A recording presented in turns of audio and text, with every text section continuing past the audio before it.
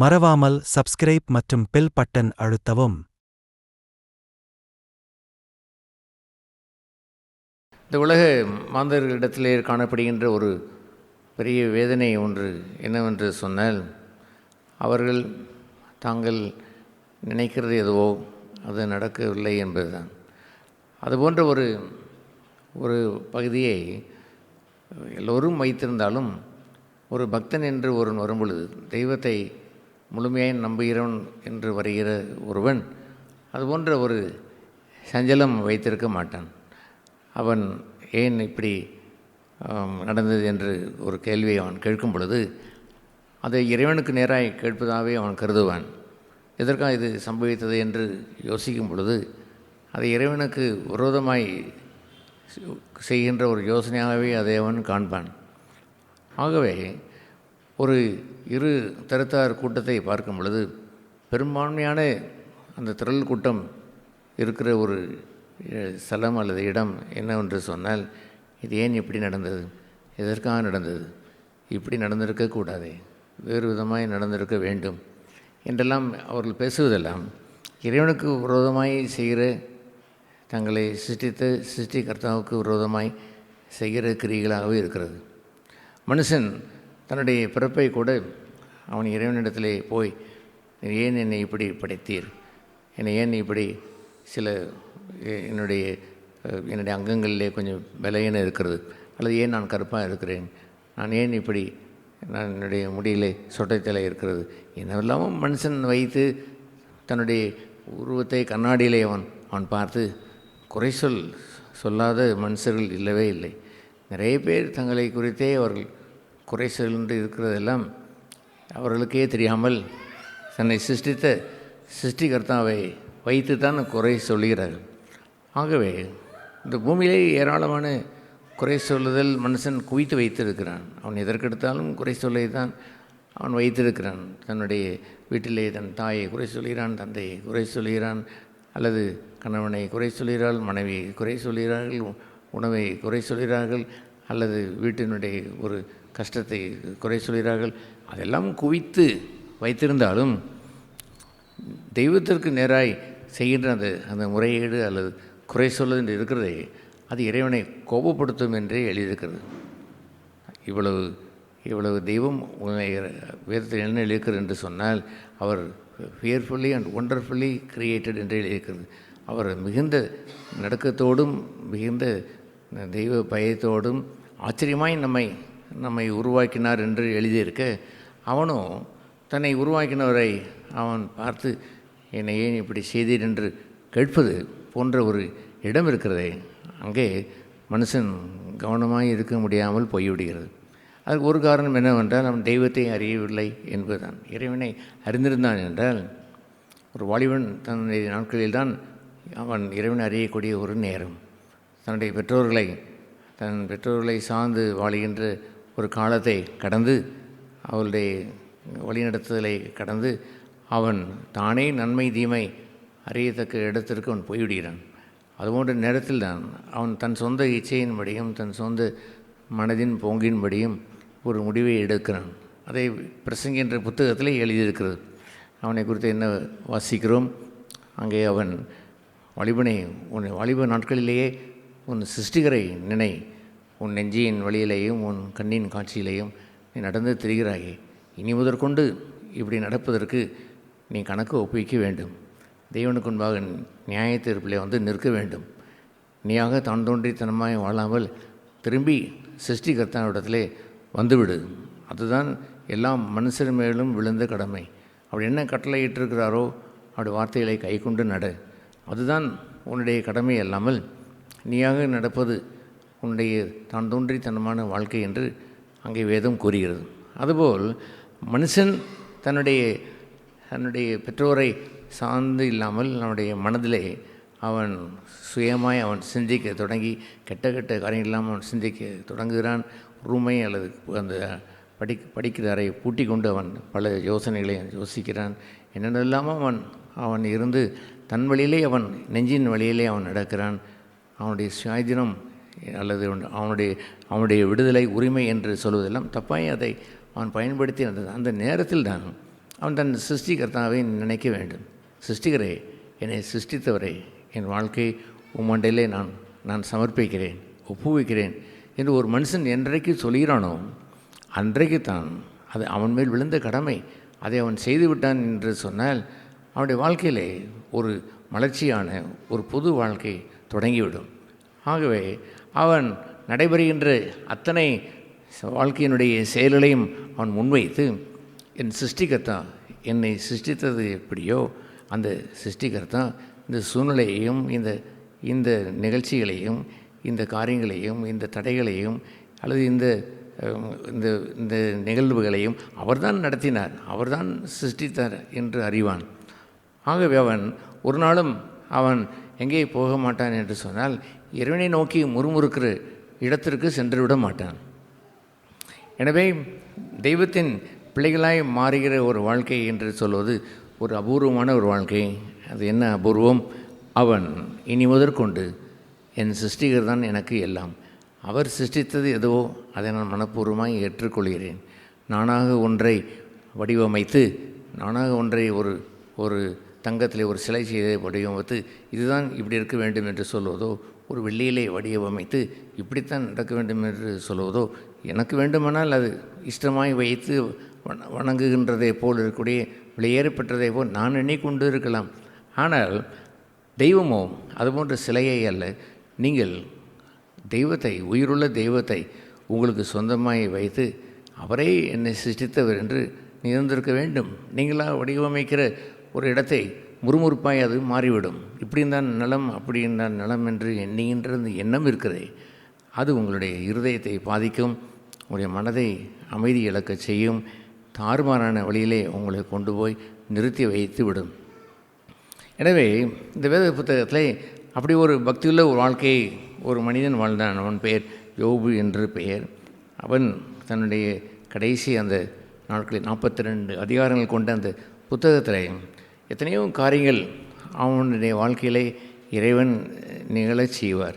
அவனுடைய மனைவின் மூலமாய், அவனுடைய வேலைக்காரர்கள் மூலமாய், அவனுடைய பிள்ளைகள் மூலமாய், அவனுடைய நண்பர்கள் மூலமாய் என்றெல்லாம் வருகிற எத்தனையோ நிகழ்வுகள் அவன் அங்கே நடந்த அந்த நேரத்தில் அவன் உள்ளத்திலே ஒரு அமைதியையும் ஒரு பக்தியையும் வைத்திருந்தான். அது என்ன பக்தி என்று சொன்னால், எது எப்படி நடந்தாலும் தெய்வத்திற்கு விரோதமாய் முறுமுறுத்து விடக்கூடாது. அவன் எத்தனை நடந்தாலும் தன் வாயினாலே அவன் பாவம் செய்யவில்லை. சில டிஸ்கஷன் அல்லது இதையெல்லாம் அவன் தர்க்கம் என்றெல்லாம் வந்தாலுமே கூட தெய்வத்தை நேருக்கு நேராக பார்த்து அவன் செய்கிற ஒரு தர்க்கத்தை அவன் செய்யவில்லை. அவன் என்ன நடந்தாலும் தன் வாயினாலே அவன் பாவம் செய்யவில்லை என்று எழுதியிருக்கிறது. என்ன பாவம் அவன் செய்யவில்லை என்றால் ஏன் நடந்தது, எதற்கு நடந்தது என்றெல்லாம் ஒரு கேள்வி வைத்திருக்கவில்லை. அவனை சூழ்ந்து அநேக கிறிஸ்தவர்கள் சூழ வந்து இருந்து கொண்டு அது ஏன் அப்படி நடந்திருக்க வேண்டும் அல்லது இப்படி நடந்திருக்க வேண்டும், உனக்கு இப்படி நடக்காது அப்படின்னாலே தெய்வம் உன்னை விட்டு போய்விட்டார், அல்லது என்னென்னமோ சாபங்களை எல்லாம் கூட சொல்லி வைத்துவிட்டு உன்னுடைய நிலைக்கு நீதான் காரணம் என்றெல்லாம் புலம்புகின்ற ஒரு கிறிஸ்தவ உலகத்தை தான் இந்த யோபு புத்தகத்திலே நாம் பார்க்கிறோம். ஆனால் யோபு கர்த்தர் கொடுத்தார், கர்த்தர் எடுத்தார், கர்த்தருக்கே ஸ்தோத்திரம் என்று அவன் சொன்னானே அல்லாமல் தன் வாயினாலே ஏன் இப்படி செய்து என்று கேட்கவில்லை. எனவே ஒரே ஒரு முறை அவன் யோபு கொஞ்சம் மனம் கலங்கின பொழுது இறைவன் அவனை சந்தித்தார். அவனை முதன்முறையாகத்தான் அந்த தெய்வத்தை அவன் பார்க்கிறான். பார்த்த பொழுது, யோபுவே, ஒரு மிருகம் ஒன்று சமுத்திரத்திலே உண்டு, அது பேர் லெவியதான் என்று பெயர். அதற்கு என்ன மிருகம் என்று நமக்கு சொல்லப்படாவிட்டாலும் அதற்கு பேர் லெவியதான் என்று பெயர் என்று தெய்வம் சொல்கிறார். அது திமிங்கலமாக இருக்குமோ அதுவும் நமக்கே தெரியாது. ஆனால் ஒரு பயங்கரமான ஒரு மிருகம், அதை ஒருவனும் தூண்டில் போட்டு பிடிக்க இயலாது, ஒருவனும் அதை தோலை கூட தொட்டுவிட முடியாது. அவ்வளோ அகோரமான அவ்வளவு பெரிய ஒரு ஜந்துவை தான் தெய்வம் அந்த யோபு இடத்திலே சொல்லுவார். அந்த நாட்களில் அந்த லெவியதானை சமுத்திரத்திலே கண்டிருக்கிறார்கள். ஆகையால் யோபுக்கும் அதை பற்றி தெரியும்.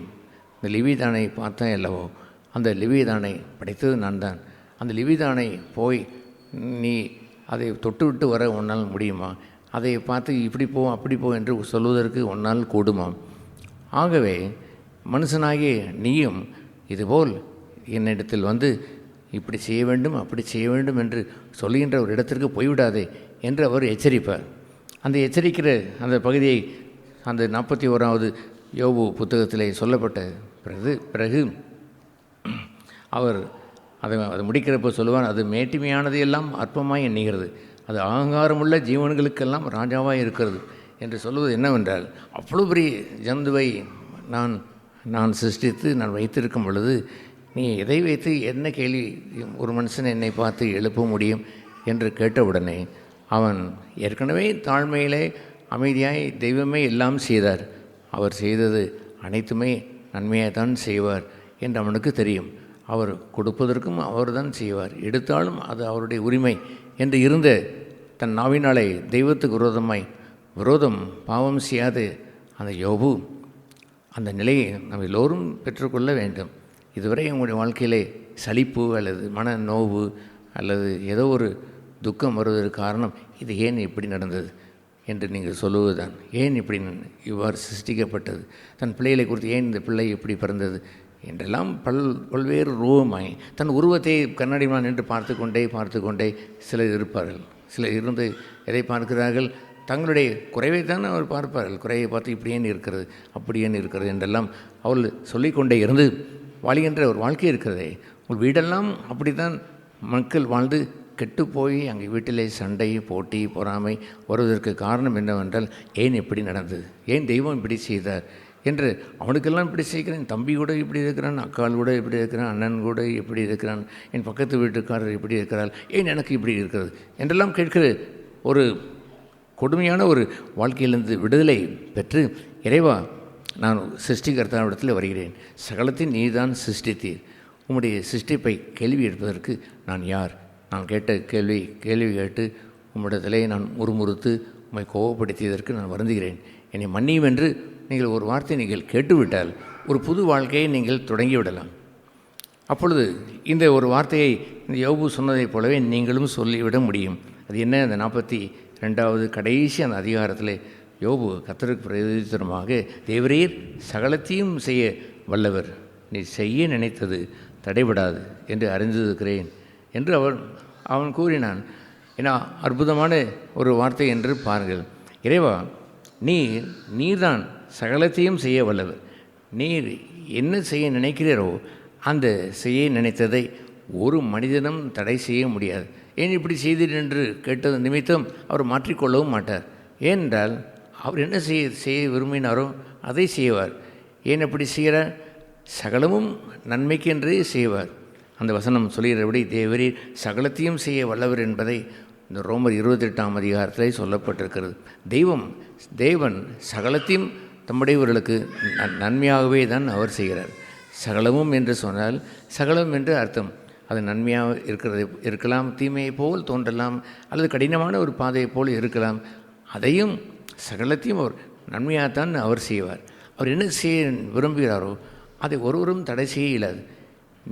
ஏன் இப்படி செய்து என்று கேட்பதற்கு அவனுக்கு உரிமை இல்லை. இறைவா நீ இதை செய்யக்கூடாது என்று அவன் கேட்கும் பொழுது அவர் செய்கிறார் என்று சொன்னால் அதை நீங்கள் எப்படி தடை செய்ய முடியும்? அதற்கு முந்தின அந்த வசனத்திலேயே தெய்வம் அந்த யோபிடத்திலே சொல்லுவார். அந்த 41வது அதிகாரத்திலே 11ஆம் வசனத்திலே வாசிக்கிறோம். தனக்கு பதில் கொடுக்கும்படி முந்தி எனக்கு கொடுத்தவன் யார், வானத்தின் கீழுள்ளவைகள் எல்லாம் என்னிடவில் அல்லவா என்று அவர் கூறுவார். உனக்கு பதில் சொல்லும்படி உனக்கு என்ன பதில் கொடுக்க வேண்டும் என்பதை நீயாகவே தயாரித்து முந்தி எனக்கு கொடுத்தவன் யார், இப்படி எனக்கு செய்ய வேண்டும் என்று சொல்லுகிறவன் யார் என்று அவர் கேள்வி கேட்பார். இதெல்லாம் கேட்ட யோபு, இறைவா நான் சொல்லப்போவது இல்லை, நீ என்ன செய்ய விரும்புகிறீரோ நீர் சகலத்தையும் நன்மையாகவே அதை செய்வதற்கு நீர் வல்லவர், நீ செய்ய நினைத்ததை யாரும் தடை செய்ய இயலாது. நான் ஒரு நாளும் நீ இப்படி சொல்ல வேண்டும் என்று நான் விரும்புகிற சொல்லை கொண்டு போய் உம்மிடத்தில் சொல்லி எனக்கு இப்படி சொல்லும் என்று சொல்வதற்கு நான் யார், எனக்கு பதில் இப்படி தர வேண்டும் என்று முந்தி நீங்கள் அந்த பதிலை எழுதி கொடுக்கிறவன் உண்டோ? ஆகவே வானத்தின் கீழே இருக்கக்கூடிய அத்தனையும் தெய்வம்தான் அவர் ஆண்டு கொண்டிருக்கிறார். அது பூமியிலேயோ அல்லது சமுத்திரத்திலேயோ வானத்திலேயோ அல்லது ஆகாயத்திலேயோ எங்கே இருந்தாலும் சகலத்தையும் அவர்தான் ஆளுகை செய்கிறபடினாலே சகலும் என்னுடையவைகள், நானே தான் செய்கிறேன் என்று அவர் அவர் கூறினார். இதை கேட்குற அன்பான சகோதர சகோதரிகளே, ஒரு மனுஷன் அதை அடுத்த 3ஆம் வசனத்தில் கூட சொல்லுவார். 42 அவர் சொல்லுவார், நான் எனக்கு தெரியாததையும் என் புத்திக்கு எட்டாததையும் நான் அறியாததையும் அழைப்பினேன் என்று கொஞ்சம் மனம் வருந்தி அவன் இறைவனிடத்திலே போய் மன்னிப்பு கேட்பான். அதுபோலவே இந்த மாலை வேளையிலேயும் இறைவனுக்கு விரோதமாய் இது ஏன் இப்படி நடந்தது, நான் ஏன் இப்படி இருக்கிறேன், எனக்கு ஏன் இந்த சூழ்நிலை, அண்ணன் அப்படி இருக்கிறான், தம்பி இருக்கிறான், எனக்கு ஏன் இப்படி குறைவாக இருக்கிறேன் என்றெல்லாம் இருக்கின்ற அந்த அளப்புகின்றது என்று அவர் சொல்லுவார். நம்முடைய அளப்புதலை இறைவன் வெறுக்கிறார். இறைவன் அதை ஏற்றுக்கொள்ள மாட்டார். இறைவன் உங்களுக்கு சகலமும் வல்லவராய் நன்மையாய் அவர் செய்ய வேண்டும் என்றால் நீங்கள் சிருஷ்டிகர்த்தாவிடத்திலே வந்து, இறைவா நீ என்ன செய்ய விரும்புகிறீரோ அது தடையில்லை, என்ன வேண்டுமானாலும் என் வாழ்க்கையிலே செய்வதற்கு என்னை சிருஷ்டித்து கர்த்தாவுக்கு உரிமை உண்டு என்று நீங்கள் சொல்லக்கூடுமோ, அது போன்ற வாழ்க்கையை தான் இயேசுபிரான் இந்த பூமியிலே வரும்பொழுது நம் யாவருக்கும் அவர் கற்றுக் கொடுத்தார். அவரே இந்த பூமியிலே வாழ்ந்த பொழுது தானாக நான் ஒன்றும் செய்வதில்லை, என்ன இறைவன் சொன்னாரோ அதைத்தான் செய்கிறேன், என்ன இறைவன் பேச சொன்னாரோ அதைத்தான் நான் பேசுகிறேன், நானாக ஒன்றும் செய்வதில்லை என்று இயேசுபிரான் கற்றுக் கொடுத்தார். அது ஒரு அற்புதமான கிறிஸ்தவ ஒரு தெய்வீகமான ஒரு வாழ்க்கை. நீங்கள் மனம் திரும்பி நானாக சொந்த வழியிலே செல்கிற வாழ்க்கையை விட்டுவிட்டு, சிருஷ்டிகர்த்தாவே உம்முடைய கரத்திலே வந்து அடங்கி இருக்கிறேன், இனி முதல் நீரே என் ஆண்டவர், என்னை ஆண்டு கொள்ளும், உமக்கு விருப்பமான பாதையிலே என்னை நடத்தும், இனி ஒருபோதும் என் வாயினால் அழைப்பி நீ ஏன் இதை செய்து என்று கேட்க மாட்டேன், நீ செய்ய நினைத்தது எதுவோ அது தடைபடுவதில்லை, உம்முடைய ராஜ்யம் வருவதாக, உம்முடைய சித்தமே செய்யப்படுவதாக, நீர் வாழ்க என்று தெய்வத்தை புகழ்ந்து வாழுகிறவன் செழித்திருப்பான். அவனுடைய அவனுடைய நரம்பு நாடிலெல்லாம் பலன் கொண்டு தான் இருக்கும். அவனை தெய்வம் அவனை ஆசீர்வதிப்பார். அது பின்பாக உள்ள அந்த தெய்வ வசனத்திலே அவர் சொல்வார், இவன் என் தாசன் என்று சொன்னார். இவன் என்னை சேவிக்க என் தாசன் என்று பகிரங்கமாய் அவனுக்கு நேருக்கு நேராகவே சொல்லுவார். அவன் அப்பொழுதுதான் நான் தெய்வத்தை காணுகிறான். அதற்கு முன்பாகவே அவர் அவனை பார்ப்பதற்கு முன்பாக பல்லாண்டுகளாய் அவனை குறித்து யோபு என்று சொன்னார், அவன் என் தாசன் என்று சொல்லி வைத்திருந்தார். இப்படி நேரடியாகவே வந்து நீ என் தாசன் யோபு என்று அவனுக்கு பகிரங்கமாய் அவர் சொல்லுவார். அந்த சுற்றி இருந்த அந்த கிறிஸ்தவ மக்களுக்கும் அவனை குறித்து அவர் சொல்லுவார். இதை கேட்குற அன்பான சகோதர சகோதரிகளே, உங்களுடைய வாழ்க்கையிலே ஒரு மறுமலர்ச்சி ஏற்பட, ஒரு நறுமணம் உண்டாக, உங்களுடைய வாழ்க்கையே மாறிவிடுவதற்கு, உங்களுடைய நரக வாழ்க்கையைப் போல் இருப்பதையெல்லாம் மாற்றி பரலோக வாழ்க்கையைப் போல் நீங்கள் மாறுவதற்கு இந்த மாலை வேளையிலே ஏன் இப்படி நடந்தது, எதற்காக நடக்கிறது, எனக்கேன் இப்படி என்றெல்லாம் கேட்கிற அந்த தெய்வத்தை நீங்கள் கேள்வி கேட்காமல், சிருஷ்டிகர்த்தாவே உம்மிடத்தில் நான் வருகிறேன் என்று உங்களை அவரிடத்திலே முழுவதும் ஒப்பு கொடுத்து விடுங்கள். இயேசு கிறிஸ்துவிற்கு அவர் இரட்சகரும் ஆண்டவருமாக இருக்கிறார் என்று எழுதியிருக்கிறது. அவர் உங்களுடைய பாவங்களை மன்னித்து உங்களை ரட்சித்து அவர் இனிமேல் ஆண்டு நடத்துகிறவராய் வருவார். இனி முதற்கொண்டு அவர்தான் நடத்துவார், அவரே செய்கிறார். அவர் என்னை புல்லுள்ள இடங்களில் மேய்த்தாலும் சரி, அவர் தண்ணீர் அண்டைகளை நடத்துகிற ஒரு மெய்ப்பனாய் இருந்து நடத்துகிறது போல் நடத்தினாலும் சரி, நீதியின் பாதையிலே இப்படி போய் என்று சொல்லி நடத்தினாலும் சரி, சில விரோதிகள் எனக்கு எழுந்து வந்தாலும் அந்த அவர்களுக்கு முன்பாக என்னை நடத்தினாலும் சரி, ஏன் துன்பங்கள் வியாதிகள் மரணத்திற்குரிய ஒரு பகுதியாய் போல் ஒன்று தோன்றினாலும் அங்கே நடத்தினாலும் சரி, இறைவா நீர் என்னை உங்களுடைய என்னுடைய ஜீவ காலம் எல்லாம் தொடர்ந்து நடத்தும். உங்களுடைய வீட்டிலே நான் நீடித்த நாட்களாய் நிலைத்திருப்பேன். ஏனென்றால் நீ எங்கு நடத்தினாலும் நன்மையும் கிருபையும் என்னை தொடரும் என்று அறிந்திருக்கிறேன் என்று அந்த சங்கீதம் 23வது சங்கீதத்திலே சொல்லப்பட்டிருக்கிறது. அதுபோன்று பக்தன் சொன்ன வார்த்தை நாம் எல்லோருக்கும் சொந்தமாய் மாறிவிட்டது என்று சொன்னால், எந்த சூழ்நிலையிலே நடந்தாலும் செய்தாலும் இறைவன் செய்திருக்கிறார். சகலத்தையும் அவர்தான் செய்கிறார்.